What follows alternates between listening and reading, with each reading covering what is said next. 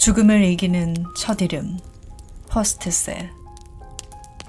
아즈라 라자 지음. 진영인 옮김. 윌북.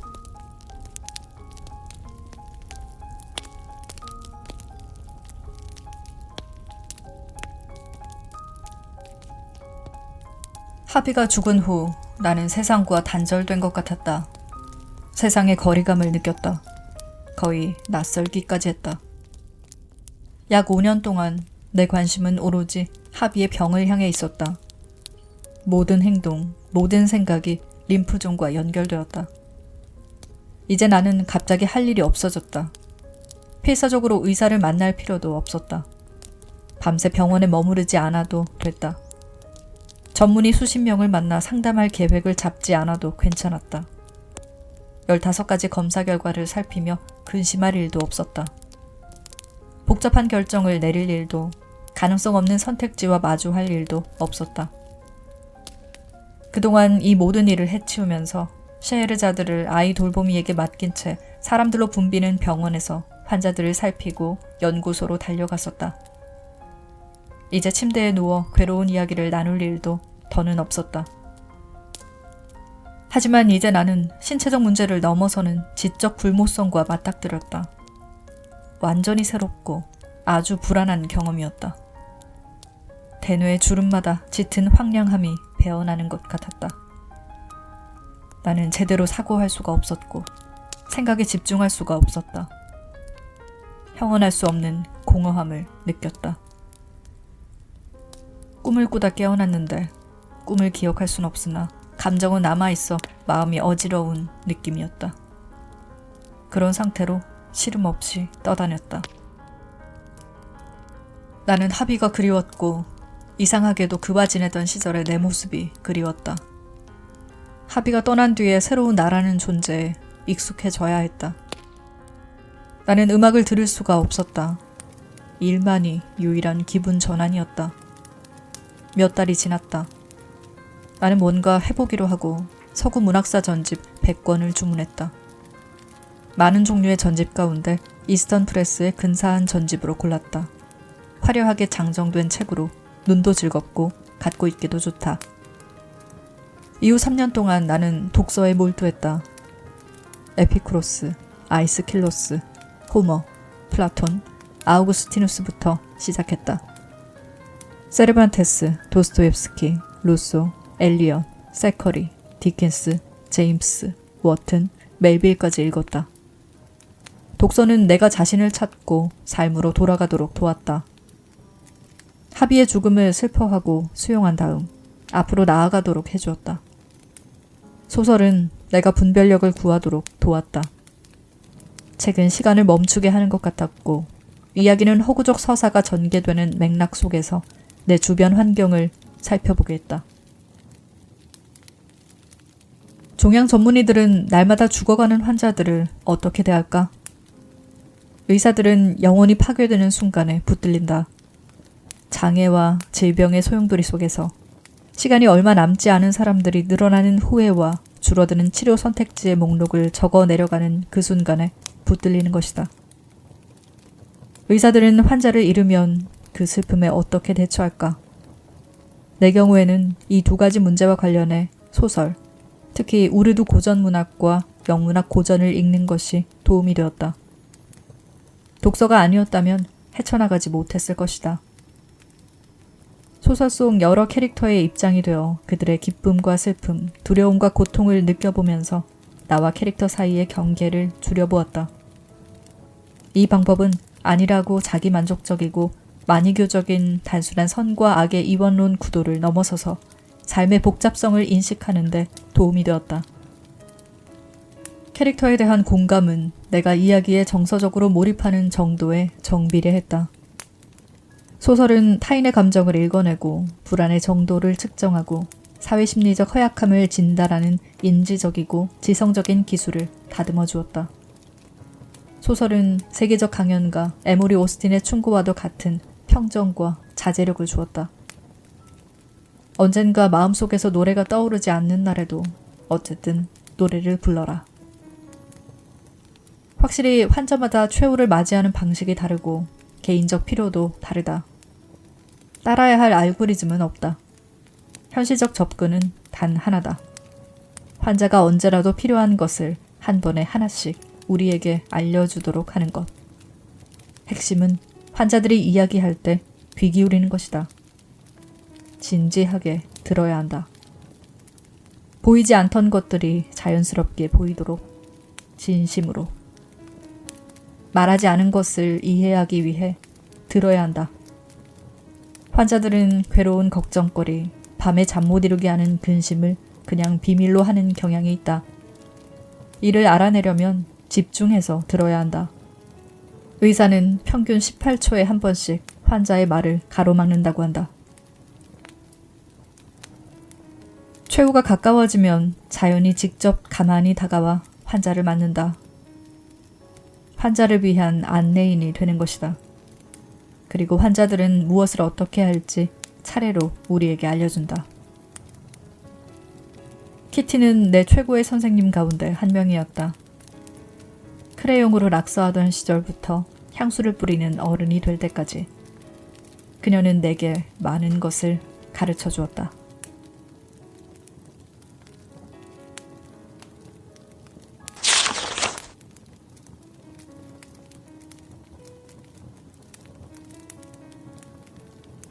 어떤 슬픔은 헤아릴 수가 없다. 언어로 담아낼 수가 없다.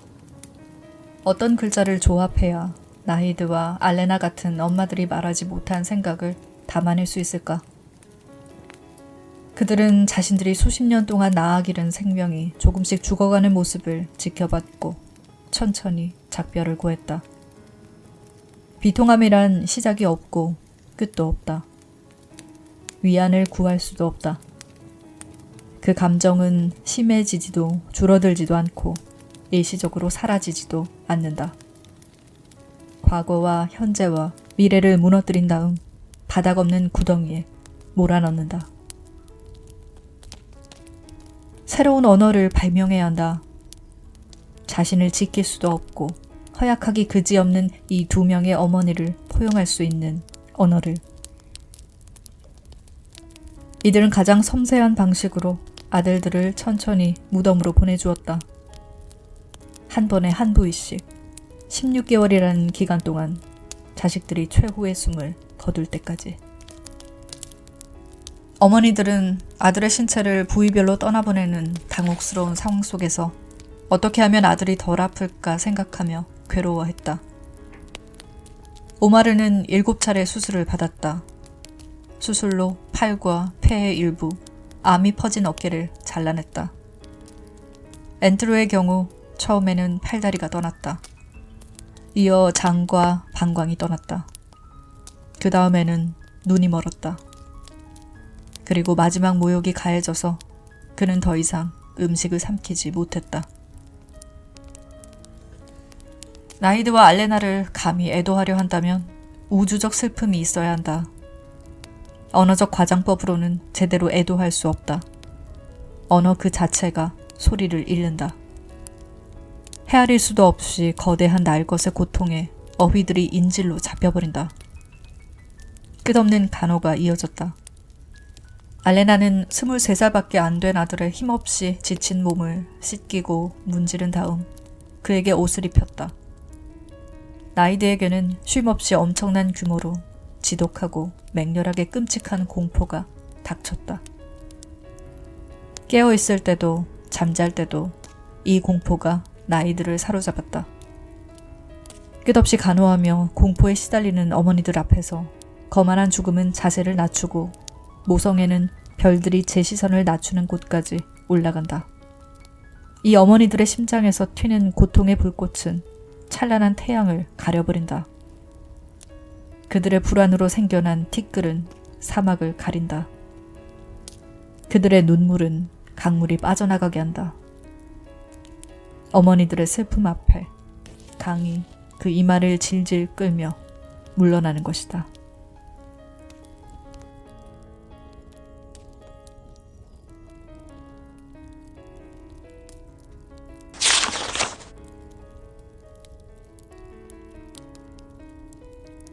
암 치료는 한 세기 전에 원시적인 수준이었다.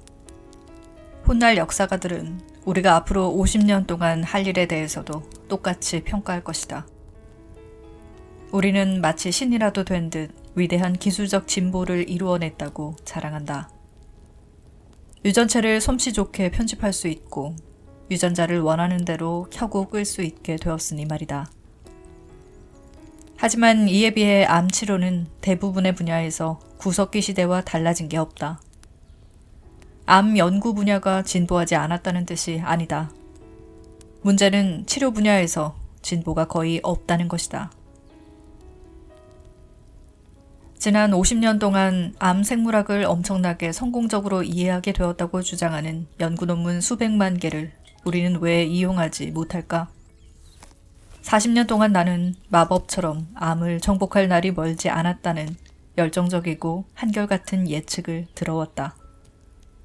종양 유전자, 종양 억제 유전자, 인간의 유전체와 전사체, 면역체계에 대한 더 나은 이해를 통해 혹은 종양으로 가는 혈액의 공급을 차단하는 방법을 통해 암을 치료할 수 있다는 얘기였다. 하지만 이 대부분의 방법은 병상의 환자를 치료하는 일에 완전히 실패했다. 암 생물학에 대한 지식과 이 지식을 사용하여 환자에게 이득을 주는 능력 사이의 간극은 믿기 어려울 정도로 크다. 암에 대해 말하는 방법 또한 원시 상태다. 지난 10년 동안 나는 학계 강의에 수천 번 참석했고 암 연구자들의 유튜브 대중 강연을 수도 없이 들었다. 호자는 대부분 유년 시절 화자가 어떻게 연구에 열정을 품게 되었는지 전하며 강연을 시작한다. 이후에 해낸 어려운 작업과 종종 겪게 된 좌절을 설명한다. 그리고 마침내 개인적 성공을 거두고 상도 탔다고 한다. 강연 말미에 모든 종양 전문의는 치료 성공 스토리를 적어도 하나는 이야기한다. 그러면서 암 치료는 진보한다고, 속도가 느릴지라도 진보를 하긴 한다고 낙관적인 전망을 하며 성공이 곧 다가올 것이라고 약속한다. 흔히들 긍정적으로 생각하라 라는 말을 한다. 마치 암 환자들의 극심한 고통과 괴로움에 대해 소리내어 말하는 일이 죄라도 되는 것처럼 말이다. 왜 우리는 죽어가는 다수의 환자에 대해 말하지 못할까? 왜 긍정적인 일화만 계속 선전할까? 왜 사람들을 어린아이 취급할까? 대중을 연약하고 잘 다치고 예민하고 쉽게 상처받고 불안정한 대상으로 치부하고 스트레스를 주는 부분들에 대해 알려주지 않는 것은 불공평하고 근시안적인 일이다. 결국에는 관련된 사람 모두에게 역효과를 낼 것이다. 승리에 집착하는 사회와 문화는 암 환자의 죽음을 패배로 여긴다. 그래서 죽음은 가장 피해야 할 주제가 된다. 죽음은 패배가 아니다. 죽음을 부정하는 일이 패배다. 서양 사상에서 적어도 고전 문학 작품을 보면 죽음은 부정할 대상이 아니었다. 그리스 비극이 고통을 묘사한 건 관객에게 역설적인 카타르시스를 느끼게 하려는 의도였다. 관객은 가장 끔찍한 악몽에서나 일어날 법한 일이 무대 위에서 공공연하게 재현되는 것을 보았고 캐릭터들의 행위가 가져오는 결과에 대해 토론했으며 캐릭터의 감정을 이입했다. 그렇게 하여 죽음과 고통에 대한 두려움을 떨쳐낼 수 있었다. 그리스 비극은 우리가 실제로 살면서 겪는 상황을 극도로 과장된 형태로 그려냄으로써 내면의 걱정과 불안이 마음속 깊은 곳 어디에서 유래하는지 살펴보게 한다. 그런데 암 이야기는 그리스 비극과 달리 아픔과 험난한 결정 과정을 그릴 때 과장할 필요가 없다. 타인과 처지를 바꾸어 생각할 수 있는 사람은 이 두 종류의 이야기 모두에서 통찰을 얻는다. 목숨을 건 인물들의 도전에 공감하면서 말이다. 이 이야기들을 읽으면 우리 안에서 깊은 경이감이 솟는다.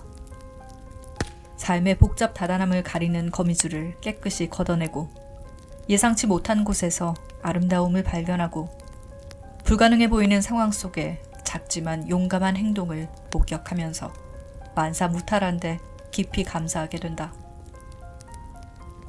알베르 까미가 썼듯이 삶에 대해 절망해보지 않으면 삶을 사랑할 수 없다. 명료한 시선이란 역할놀이에서 나온다. 우리는 타인의 경험에서 깨달음을 얻는다. 그래서 우리 자신의 삶을 더 잘 이해할 수 있고 다른 방식의 죽음을 선택할 수 있으며 우리의 바람을 미리 기록으로 남길 수도 있다. 제임스 볼드윈은 내 마음속 어느 지역에서 보낸 편지라는 글에서 우리 공통의 운명을 놀랍도록 호소력 있게 풀어냈다.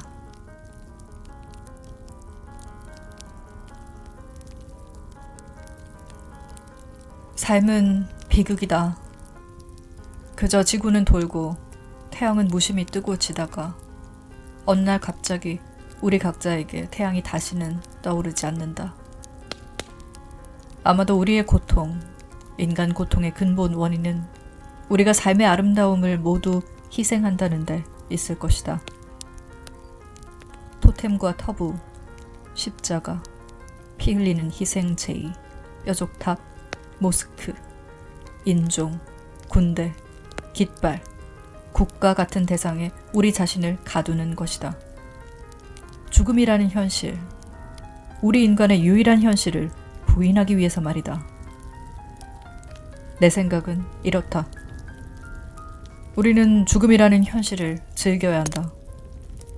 삶이라는 난제에 열정적으로 맞서서 그 대가로 죽음을 받으리라고 실로 다짐해야 한다. 사람은 삶을 책임져야 한다. 삶은 우리가 나왔다가 도로 돌아가게 될 끔찍한 어둠 속에 작은 불빛이다. 우리는 품격을 잃지 않은 채 어둠 속 길을 지나야 한다. 우리 다음에 올 사람들을 위해서 말이다.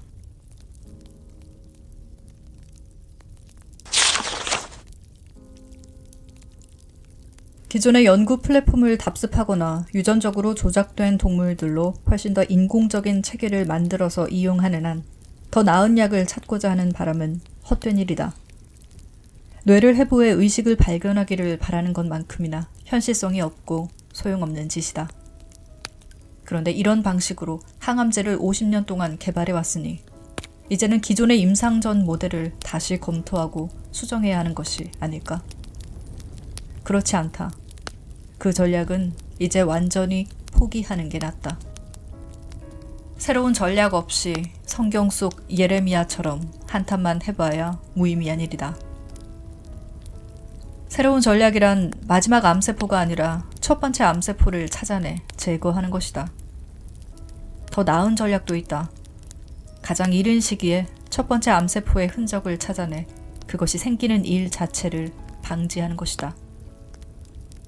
끝을 시작하기 위해 우리는 시작을 끝내야 한다. 예방이야말로 환자의 처지에 가장 공감하면서 보편적으로 적용할 수 있는 치료일 것이다. 이것은 생활 방식을 바꿔서 암을 예방하자는 것과는 다른 얘기다. 자연식을 먹고 꾸준히 운동을 하는 사람도 암에 걸린다.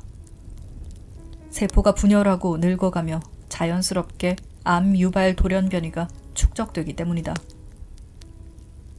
새로운 전략은 현재 이루어지는 조기 발견 전략, 이를테면 유방 촬영 검사나 기타 정기 검진과도 다르다. 내가 말하는 예방이란 암의 성질을 띠게 된 세포를 개시 단계에서 찾아내 박멸하는 것이다. 그 세포들이 진짜 악성의 불치병으로 자랄 기회를 갖기 전에 말이다.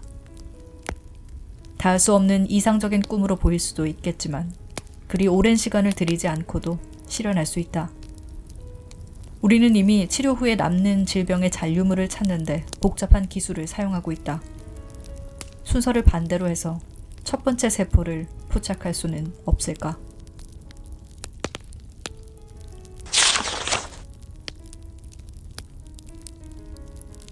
종양 전문의들은 실험 약물과 화학 방사선 요법으로 오마르를 치료하여 적어도 반응의 가능성을 제공했다고 믿었다.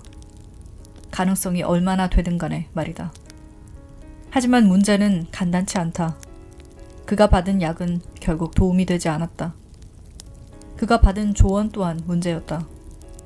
우리가 그에게 해준 조언이 현실적이지 않고 솔직하지 않았을 수도 있다. 어쩌면 그에게 남은 시간이 얼마든 간에 삶을 즐기라고 권하는 쪽이 나았을지도 모른다. 화학요법을 한 차례 받을 때마다 뒤집어지는 속과 목에 잔뜩 생기는 벌건 종기를 견디고 역겨운 무맛의 액체를 먹으며 사는 대신 말이다. 적어도 그는 결혼한 지 얼마 되지 않은 아내와 함께 여행을 하고 영국에 있는 친구들 및 파키스탄과 방글라데시에 있는 가족들을 방문하며 얼마 남지 않은 시간을 보낼 수 있었다. 하지만 그러는 대신 오마르는 쭉 포로처럼 살았다. 한 가지 치료를 받거나 또 다른 치료를 받거나 아니면 그 치료의 부작용으로 인한 구토나 입의 상처나 아주 낮은 혈액 수치로 고통에 시달렸다. 면역 체계는 심하게 억제되었고 감염의 위험 때문에 자주 입원해야 했다. 그렇다면 아무것도 하지 않는 쪽이 정말 최선의 해결책이었을까? 우리가 치료를 포기했다면 종양은 빠르게 자랐을 것이다. 무시무시하게 아프기도 했을 것이다. 어느 쪽이 덜 고통스러울까? 환자가 엄청난 신체적, 재정적, 감정적, 심리적 부담을 짊어지면서도 아무 쓸모없는 치료를 받아 지독한 독성에 시달리게 되다니 힘든 일이다. 자라나는 종양 덩어리를 국소적으로 통제하면서 통증을 완화하는 편이 조금이라도 덜 고통스러웠을까? 우리는 오마르에게 치료를 하나도 하지 않는 쪽을 권한 적이 있었나? 권했어야 했나? 과거의 어느 사례는 현재의 환자를 치료하는 지침이 된다.